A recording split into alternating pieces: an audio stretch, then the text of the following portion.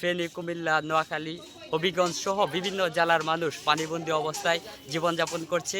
অনেক মানুষের জানমালের ক্ষতি হচ্ছে। আমরা বন্যার্থদের সহযোগিতার জন্য ফান্ড কালেকশন করতেছি।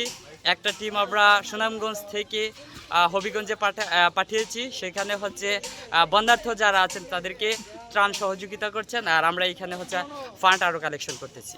এই যে বন্যার্থদের ত্রাণ কালেকশনের জন্য ফেনী, কুমিল্লা, নোয়াখালী সব বিভিন্ন জেলা জানি যে এই বন্যায় প্লাবিত হয়েছে, তাদের সহযোগিতার জন্য আজকে আমরা এই সুনামগঞ্জ শহরে যে বাজারগুলি আছে সেখানে আমরা শিক্ষার্থীরা মিলে ত্রাণ উত্তোলন করব। তো গরিব মানে বন্যা যখন হয়েছে মানুষ অসহায় আছে, এই জন্য এলাম।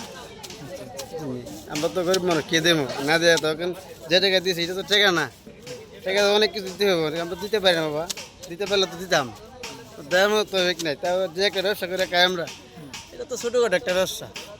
সুনামগঞ্জ থেকে বৈষম্য বিরোধী ছাত্র আন্দোলনের বন্যার্থদের সহযোগিতার জন্য যে কালেকশন করেছিলাম সেটা গত 23 তারিখে নবীনগর মসজিদ থেকে পেয়েছি 2305 টাকা। হাজি আবু সাইদ তিনি দিয়েছেন 10,000 টাকা। কালেকশন করেছিলাম 870 টাকা।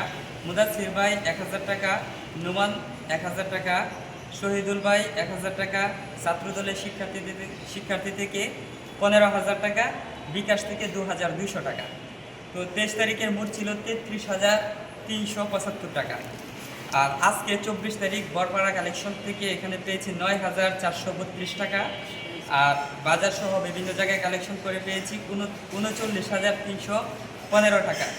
2 দিনের কালেকশনে মোট পেয়েছি 82,122 টাকা। আর যারা বন্যার্থ ফেনী, কুমিল্লা, নোয়াখালী, হবিগঞ্জ সহ বিভিন্ন জায়গায় বন্যার্থ যারা আছেন ওনাদের ত্রাণ সহযোগিতা, পাশাপাশি হচ্ছে পুনর্বাসন, সেক্ষেত্রেও আমরা সহযোগিতা করার আশা আছে এবং সেই সম্পূর্ণ টাকাটুকুই তাদের জন্য আমাদের বরাদ্দ থাকবে। আচ্ছা, আমরা একটা লক্ষ্যমাত্রা নির্ধারণ করছি যে আমরা 2 লাখ টাকার মতো হইলে তারপরে আমরা যদি দেখি যে ট্রাভেল কস্ট কম হয় তাহলে আমরা নিজেরা যাব স্টুডেন্টরা। আর যদি কেন্দ্র থেকে বলে যে না আমাদের কাছে পাঠিয়ে দাও আমরাই দিব, তাইলে আমরা ওনাদের কাছে পাঠিয়ে দেবো। ওনারাই যে কোনো ওই যে ভলেন্টিয়ার যারা আছে ওদের মাধ্যমে এই ত্রাণগুলো পৌঁছে দেবেন আমাদের যে বন্যা আক্রান্ত ভাই যারা আছে। আমরা আশা করি সবাই আমাদেরকে সহযোগিতা করবেন। সুনামগঞ্জবাসী আগেও সহযোগিতা করছেন, এখনও ইনশাল্লাহ সহযোগিতা করবেন। আর আমরা সবসময় আপনাদের পাশে আছি, থাকবো। আর আমরা চাইবো, দোয়া করব যে সিনিয়র যারা আছেন আমাদেরকে এই ত্রাণ সহায়তা দিয়ে সর্বোচ্চ চেষ্টা করবেন যাতে আমরা যারা বন্যার্থ তাদেরকে সহযোগিতা করতে পারি।